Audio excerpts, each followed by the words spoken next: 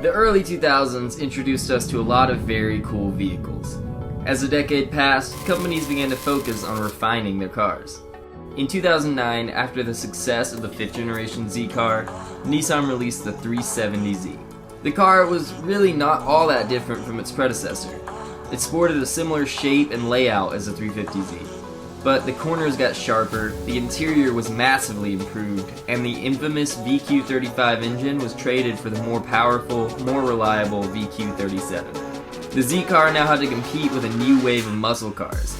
It had to offer a driving experience that could combat increasingly luxurious European sports cars. The 370Z was a modernized, sophisticated Z car with an exterior that forces you to look. It was a solid vehicle that Nissan sold for over a decade. It's very hard to drive one without feeling a little bit of childish excitement. This is the left pedal, and here's the details on the Nissan 370Z.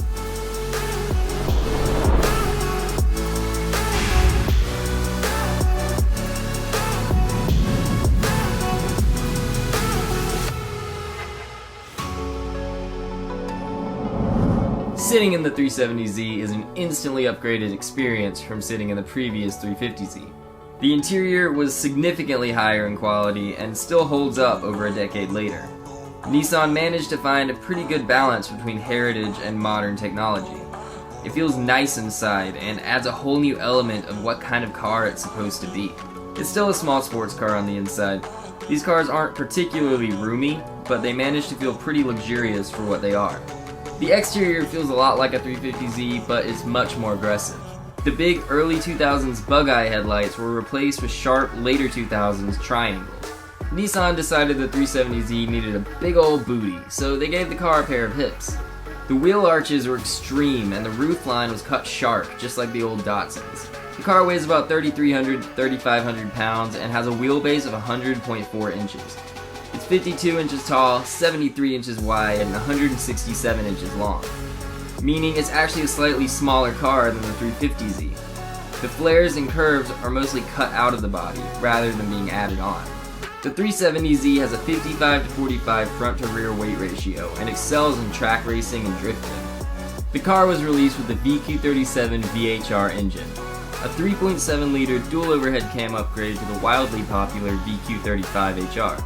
The new engine had a longer stroke and higher compression. It redlined at 7,500 RPM and was capable of 332 horsepower and 270 foot-pounds of torque. Nissan offered a 7-speed automatic transmission and a 6-speed manual. The stick-shift model introduced Nissan's Synchro Rev Match system, which has the ability to automatically match the engine speed with the transmission while shifting. In 2009, the 370Z had a 0 to 60 mile an hour time of about 5 seconds. It had a top speed of 155 miles an hour and a quarter-mile time in the 13 to 14 second range. New upgraded ABS-equipped 4-wheel disc brakes brought the 370Z from 60 to 0 miles an hour in as little as 110 feet.